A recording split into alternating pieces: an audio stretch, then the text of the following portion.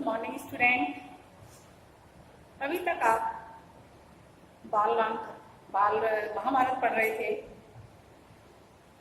उस पुस्तक के अंतर्गत आपने लाख का दर यहाँ तक पढ़ा। आज हम आपको बसंत पाठ शाम एक किसान, बसंत में से शाम एक किसान, इस पाठ को समझाना चाहेंगे। इसको आप ध्यान पूर्वक सुने। इसके कवि हैं सर्वेश्वर दयाल सक्सेना। सबसे पहले आप इनके बारे में सुनिए। सुप्रसिद्ध साहित्यकार सर्वेश्वर दयाल सक्सेना का जन्म उत्तर प्रदेश के बलियावर्त जिले में, उत्तर प्रदेश के बस्ती जिले में 1927 में हुआ। इनकी प्रारंभिक शिक्षा बस्ती और वाराणसी में हुई तथा इलाहाबाद विश्वविद्यालय से इन्होंने उच्च शिक्षा प्राप्त की। आजीविका के लिए इन्होंने अध्यापन कार्य भी किया। साप्ताहिक पत्रिका निकलती थी, दिनमान और पराग, इसके ये संपादक भी रहे।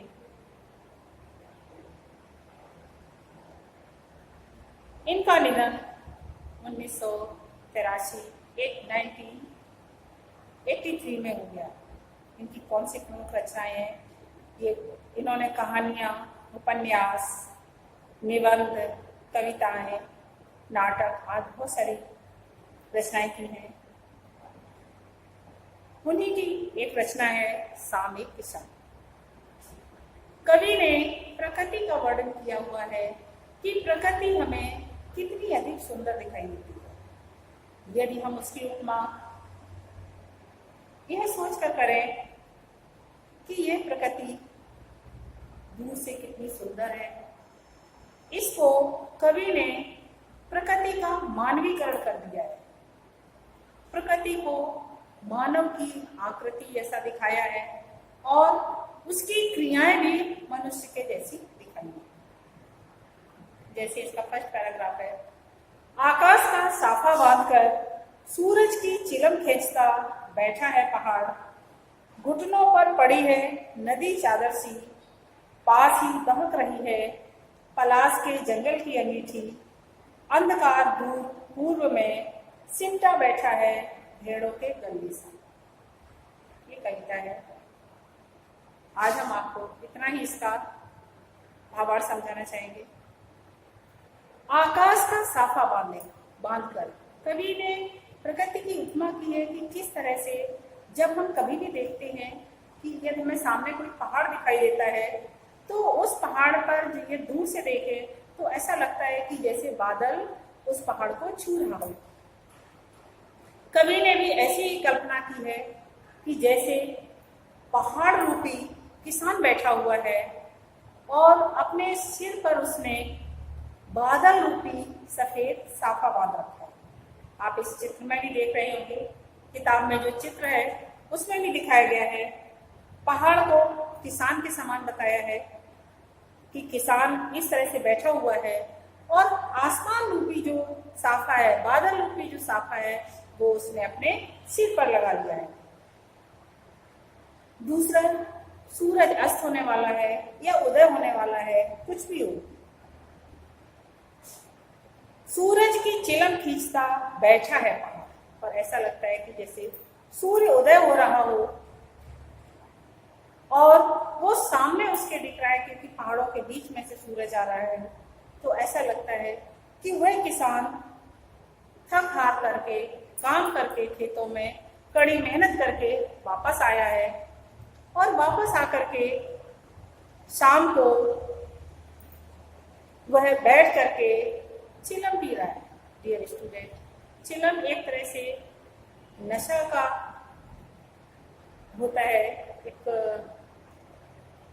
मिट्टी का एक बना हुआ एक पात्र होता है, उसमें कुछ अफीम की पत्ती या कोई भी नशीली पदार्थ उसमें डालकर, उसके अंदर आग डालकर और उसको पीते हैं किसान। तो इस तरह से गांव के किसान का वर्णन किया हुआ है कि किस तरह से वह जब सामने सूरज दिखाई देता है तो जब उसको वो पीता है तो उस चिलम में से आग दहकती हुई दिखाई देती है। जो उसने कवि ने उपमा की है कि जैसे वो सूरज के जैसी हो, कि तो वो जैसे ऐसा लग रहा है कि जैसे वह सूरज की किरण खींच रहा हो और बैठा हुआ है पहाड़। किसान कैसा है? खड़ा नहीं है, कैसा है? बैठा हुआ है। वह किसान बैठा हुआ है, घुटनों पर पड़ी है नदी चादर से, क्योंकि पहाड़ ऊंचा होता है। आप देखते होंगे ये बरसात होती है तो क्या होता है, पहाड़ का सारा पानी लुढ़क करके नीचे तलहटी में होकर के बहने लगता है। तो कवि ने वही उपमा की है कि ऐसा लग रहा है कि जो नीचे नदी बह रही है वो किस तरह की है? एक चादर के समान, जैसे उसने अपने पांव के ऊपर चादर डाल रखी हो।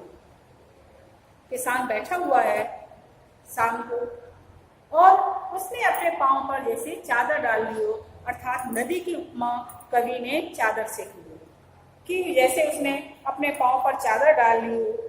पास ही दहक रही है पलाश के जंगल की अंगीठी, क्योंकि गांव है इसलिए चारों तरफ पेड़ भी दिखाई दे रहे हैं। कवि ये उपमा करता है। पलाश के फूल जानते हो डियर स्टूडेंट्स, पहले जो पलाश या टेसू के फूल हुआ करते थे, जब होली होती थी, होली के समय उन फूलों से रंग बनाया जाता है, नेचुरल रंग हुआ करता था, जो हम आजकल गुलाल और या केमिकल युक्त रंग उसका प्रयोग करते हैं, जो त्वचा के लिए हानिकारक होता है। लेकिन पहले नेचुरल कलर बनाया जाता था जो प्लास के फूलों से बनता था। प्लास के फूल कैसे होते? पेड़ होता है और उस पेड़ में कभी कभी आप देखते होंगे कि किसी किसी पेड़ में गुलमोहर के पेड़ तो आपने बहुत सारे देखे होंगे, जगह जगह गुलमोहर के पेड़ लगे होते हैं। यहाँ तक कि आपके स्कूल में पीछे की तरफ भी लगा हुआ है। आप देखते हैं बसंत ऋतु में गुलमोहर में क्या होता है, फूल ही फूल दिखाई देते हैं, पत्तियां ऐसा लगता है जैसे गायब हो गई और पूरा पेड़ है वो बसंत ऋतु में फूलों से भर जाता है। होली भी बसंत ऋतु में ही आती है। जो पलाश के पेड़ होते हैं उनमें भी पीले रंग के फूल देखे, ऑरेंज कलर के, ऑरेंज कलर का मतलब है नारंगी रंग के, नारंगी रंग के जो फूल निकलते हैं, तब क्या होता है कि जो पत्ते होते हैं, पतझड़ के बाद है ना फूल निकलते हैं, तो पत्ते सारे झड़े हुए होते हैं, जो कुछ नए पत्ते निकलते हैं वो फूलों के पीछे छिपे हुए होते हैं। इसलिए उस पेड़ में ऐसा दिखाई देता है कि जैसे फूल ही फूल लगे। जैसे हमने आपको उपमा बताई गुलमोहर के पौधों में भी इसी तरह दिखाई देता है। तो कवि ये कल्पना कर रहा है कि क्योंकि उनका कलर नारंगी है, ऑरेंज कलर के वो फूल हैं, जो दूर से, क्योंकि हमारी जब आग जलती है तो वो भी ऑरेंज कलर की ही दिखाई देती है।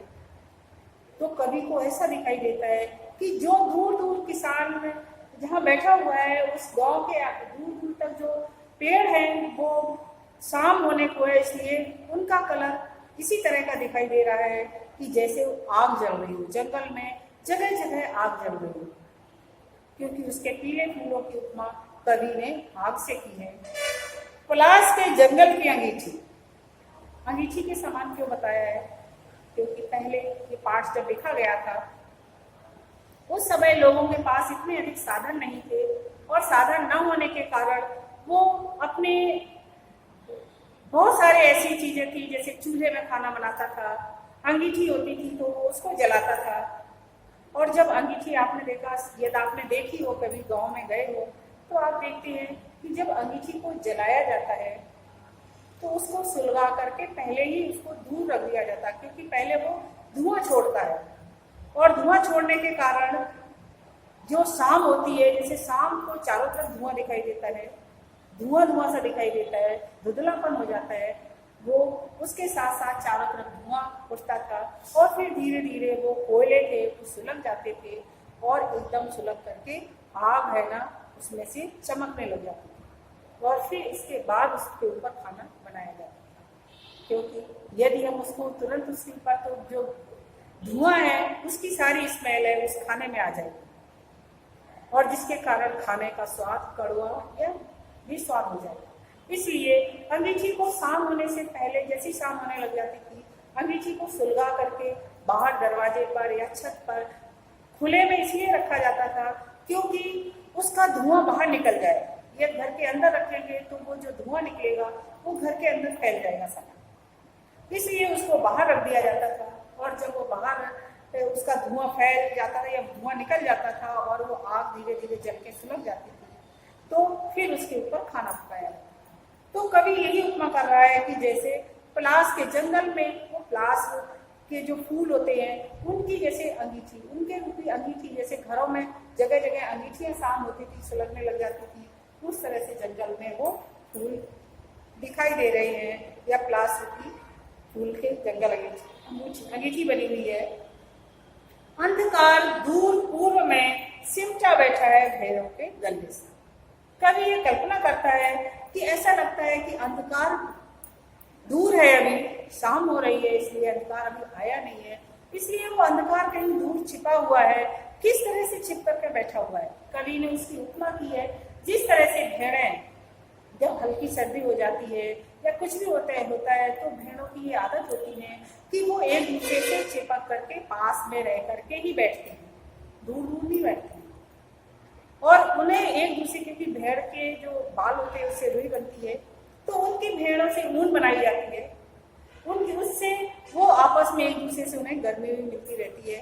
तो इस तरह से कवि ये कल्पना करता है कि और जहाँ पर वो बैठती एक दूसरे से सट करके, जिसके कारण वहां पर नीचे जमीन में अंधेरा छा जाता है।